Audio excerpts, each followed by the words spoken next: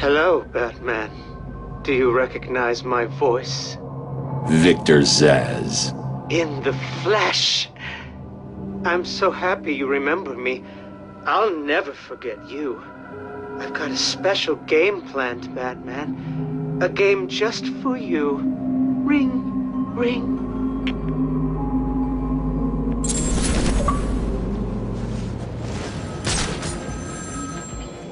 Look out! Batman's here! Speak. Oh, Batman, you sound impatient. That is good. That is very good. You'll need that to solve my little game. You may have heard that I have been providing salvation to the mindless drones lucky enough to answer my calls. Hardly salvation. You've been killing them. That's a question of perspective.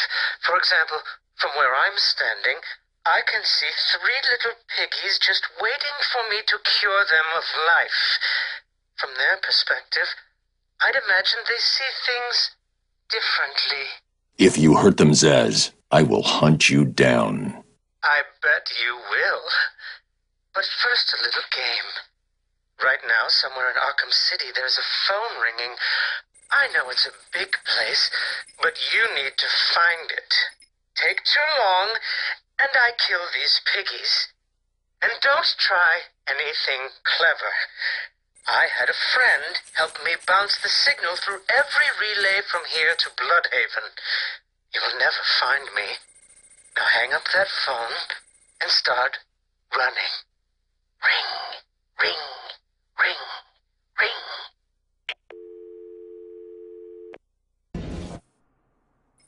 Did I ever tell you about my first kill, Batman? No? As I am sure you are aware, my parents were dead and I was rich. So rich I could have anything I wanted, but of course, all I wanted was them back. I now know that that was impossible, of course, that their death served a higher purpose. But back then, I had yet to experience the joy of cold steel cutting through warm flesh. I had no idea how I could save these people from the relentless misery of their existence. You should have stayed that way. Really? Then I'll stop now. Find another telephone, Batman. Goodbye. You made it. I think I will continue my story. I feel the need to talk, to confess maybe. I was rich and alone, but not for long, of course. I took to gambling, or maybe it took to me. If only I had been good at it. I may not be where I am today. As my life spiraled out of control, I desperately formed a plan. A plan to win back my parents' money and be happy again. It didn't work, of course. Plans like that never do. But as I stood outside the Iceberg Lounge on that hot summer night, I remember feeling something. Hope, maybe. The Iceberg Lounge was crawling with the disgusting flesh of humanity. You could find anything there. If you had the money, of course. At the beginning, I seemed to be winning. The cards all went my way, and I found myself at the owner's table. For some reason, I thought I would win, that he would play fair. I looked around the table. I saw the people I was against. Card sharks, thugs, princes, and the disgusting midget who ran the place. One by one, they all lost or folded. The chips were piling up, and it was just him and me. They called him the Penguin, even back then. He had both eyes, of course. That little accident hadn't happened yet. And both of them were looking at me when I put down my cards. 6 of clubs. 6 of diamonds. He looked scared. He leaned forward, and I could smell the cigar stench on his breath, the 6 of spades, and finally, the 6 of hearts. I felt good. And then he started laughing. He belched out smoke and he put his cards down on the table. Card by card, my heart sank. A 3, a 4, a 5, a 6, a damn 7! Straight flush ended me there. I was lost and thrown out into the city to die, penniless. Can you imagine what it was like, Batman? I was numb. I'd lost everything and I was alone, crying like a baby staggering through the streets of this city, until I found the answer that I had been looking for. I stood there on the Sprang Bridge, looking out at the sea. I felt the warm breeze on my skin, and it felt right. I looked down and imagined myself falling into the blissful arms of my mother.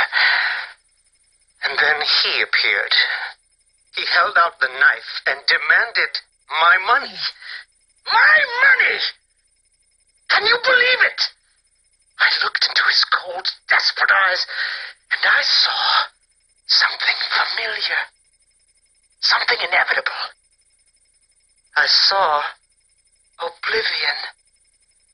I saw that we are all the same, stuck on a miserable loop that demands salvation. So I gave it to him. Can you imagine the vagrant surprise when I grabbed his knife from his hands? It was instinctive. It was beautiful. In one movement, I sliced out his throat and gave him the gift of salvation. It happened so fast, but I felt every joyous sensation. The blood sprayed over my face, and I saw what little life was left in his eyes leave. But then it was over. I felt lost. Like it had been meaningless, that no one would acknowledge my sacrifice. And then it happened. Without realizing what I was doing, I plunged the knife into my forearm and cut deep. It was incredible. I felt my body elevate to a higher place. It had become a temple to my work.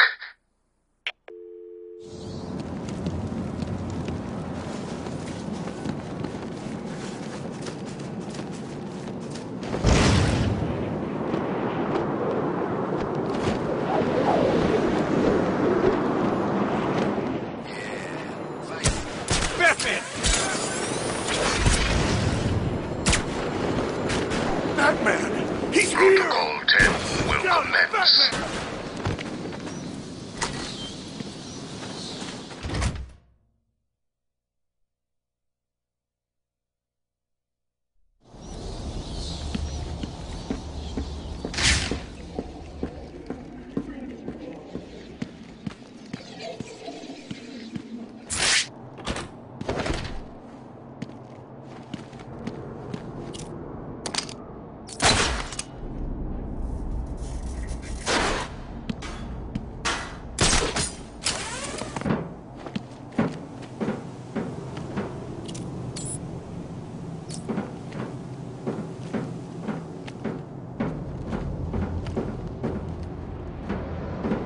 You're probably praying I will end your lives quickly. I won't.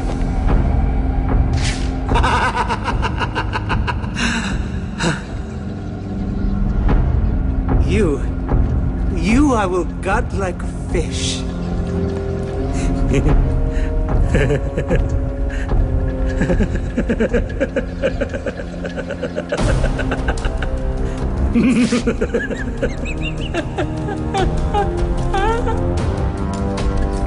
Oh, this is a glorious day for you to die. Memory.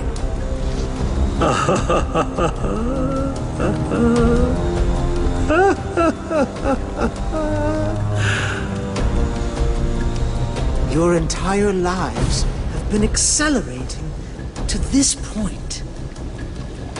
I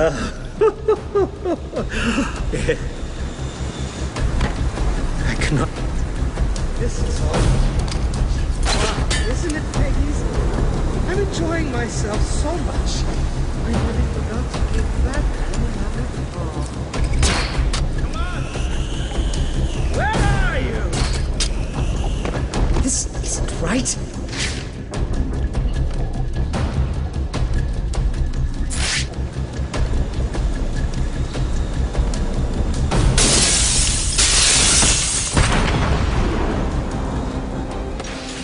This is not over. It cannot be over. My blade will bathe in the crimson rivers of blood that will pour from the holes I cut into your body. You cannot deny me the mark. I need to make the mark. It's all I have left.